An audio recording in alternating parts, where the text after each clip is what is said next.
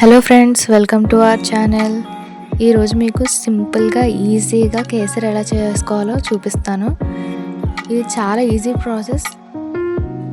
ఇలా కనుక చేసి పెడితే పిల్లలకి చాలా నచ్చుతుంది.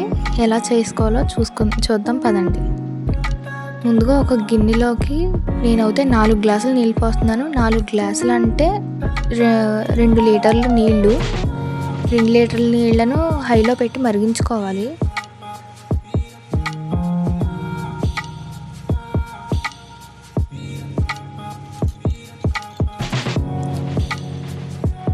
మందపాటి గిన్నె తీసుకొని అందులోకి నూనె వేసుకుందాం. ఇప్పుడు అందులోకి జీడిపప్పు, కిస్మిస్ వేసుకోవాలండి.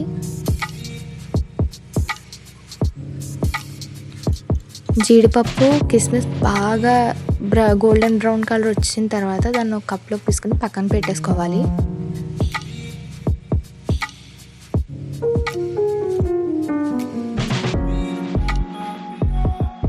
పక్కన పెట్టిన తర్వాత ఒక కప్ ఆఫ్ రవ్వ తీసుకోవాలి.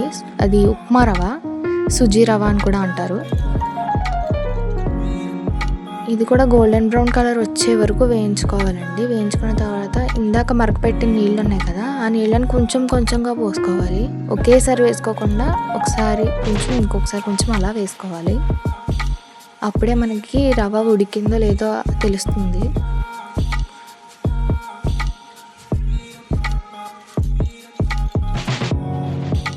చూసారు కదా, ఇందాక ఒకసారి వేసాను, మళ్ళీ ఇప్పుడు ఇంకోసారి వేస్తున్నాను.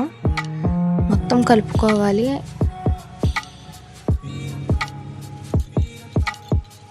చూసారు కదా, ఉప్మా రవ్వ మొత్తం ఇలా ఉడికిపోవాలి.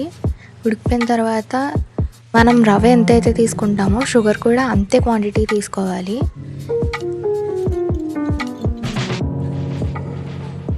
ఇలా చూపిస్తున్న విధంగా చేసేసిన తర్వాత 4 ఇలాచీ వేసుకుంటే బాగుంటుంది. ఫుల్గా కలిపేసుకోవాలండి. కరిగిపోయి అంతా అయిపోయింది అన్నప్పుడు కొంచెం ఫుడ్ కలర్ వేసుకొని కలుపుకోవాలి. ఇందాక చూపించాను కదా జీడిపప్పు, కిస్మిస్, ఇప్పుడు వాటిని కూడా వేసుకోవాలి.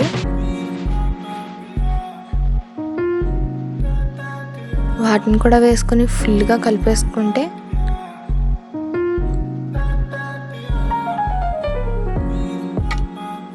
మొత్తం అంతా కలిసిపోయిన తర్వాత నేనైతే 2 స్పూన్స్ గీ వేసుకున్నాను.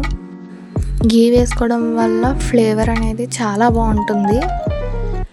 అసలు దీనికి స్పెషలే నెయ్యి వేసుకోవడం.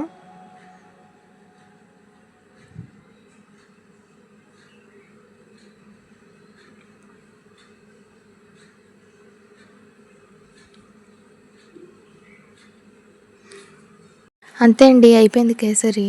ఎంత ఈజీగా ఉందో చూసారు కదా.